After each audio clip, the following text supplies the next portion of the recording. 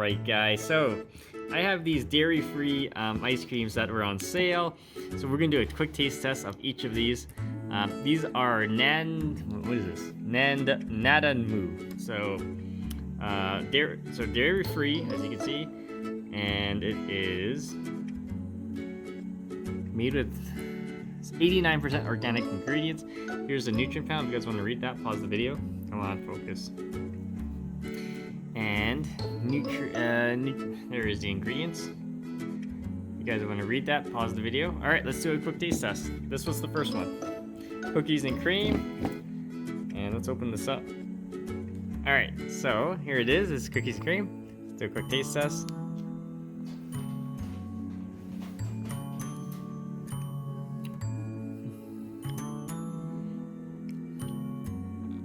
That's actually pretty good. It's got that nice vanilla taste.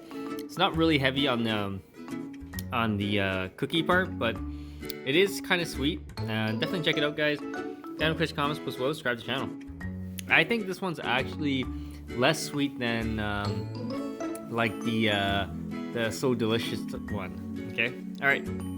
Stay tuned for the review of the other ones.